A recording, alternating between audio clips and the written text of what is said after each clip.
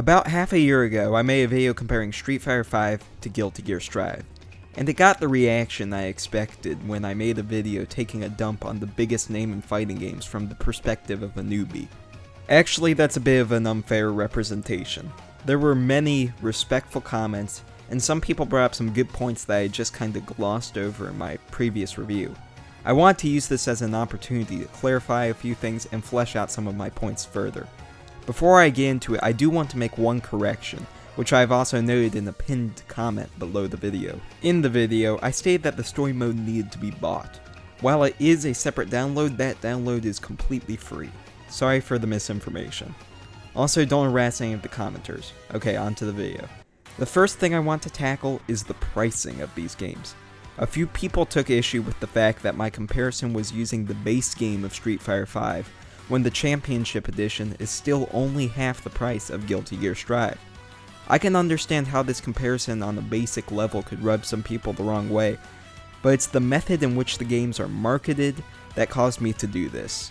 No matter the price, when I buy a game titled Street Fighter V, I should be getting a true Street Fighter V experience, not a shell of it. I honestly don't care about the price. This is a scummy thing to do. People are criticizing me for buying the vanilla or demo version, but the game presents itself as a legitimate way to play. You can, in theory, unlock everything in Street Fighter V. It's just gonna take half a century. The game is constantly showing you what is locked at every corner, making you think, well, if I just shelled out a few more dollars, then I'll have everything. This is a tactic used in free-to-play mobile games, so it's frustrating to see Capcom do the same thing. Admittedly, this is becoming an issue with an increasing amount of games, but that doesn't make it any more acceptable. So yes, Street Fighter V is significantly cheaper, but Guilty Gear Strive was upfront about how much their full game costs, and I got the DLC just because I enjoyed the game so much. Street Fighter V, on the other hand, duped me into buying an unfinished game, and then demanded that I pay extra for the full product. Linked to this point is the argument that for a full-price game, Guilty Gear is pathetic next to Street Fighter in terms of characters. I'd argue the opposite.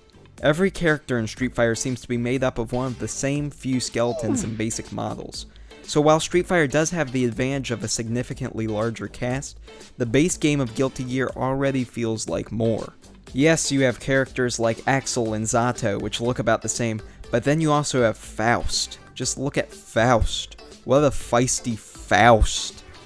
And going back to Axel and Zato, their moves make them feel very distinct. Zato has the ability to summon Eddie in order to give him an edge, and Axel has the ability to suck out all the fun out of the game. And yes, this means it won't be effortless to switch between characters, but the simplified inputs and videos next to the inputs help bridge that gap. What also helped was the knowledge that I just needed to put in a little bit of effort in order to learn a new wacky character. I cannot say the same for Street Fighter.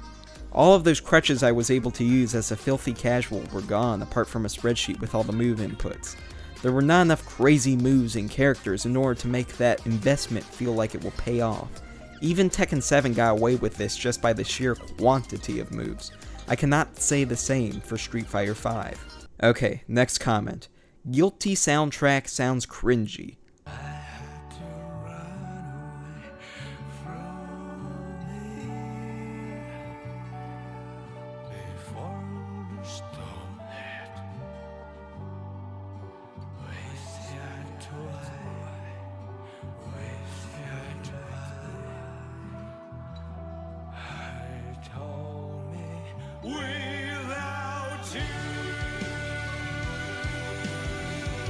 Now at this point you might be feeling like a lot of my problems come from the fact that I suck at fighting games. This gentleman in particular took issue with my experience, and before I dive into this comment I want to thank him for pointing out my mistake with the story mode. However, he also starts his comment by complaining that this review is blatantly coming from someone who has very little fighting game experience. Street Fighter V is your first fighting game? What are you, like 16 years old?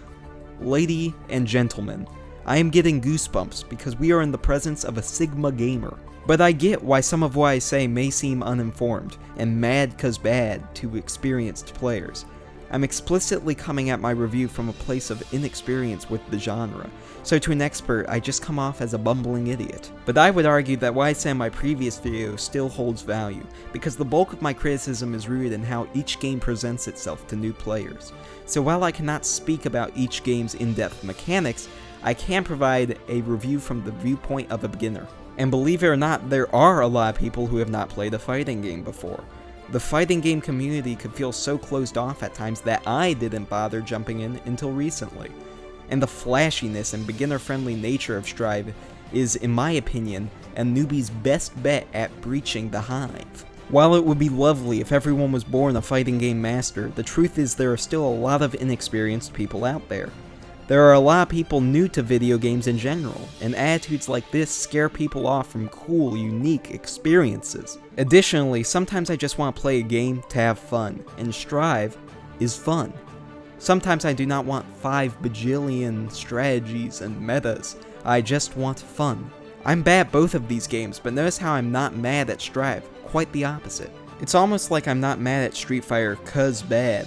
I'm mad because the game is boring and significantly less beginner-friendly, and then has the audacity to incorporate a pricing strategy that embodies the worst of modern AAA gaming. Hopefully that cleared some stuff up.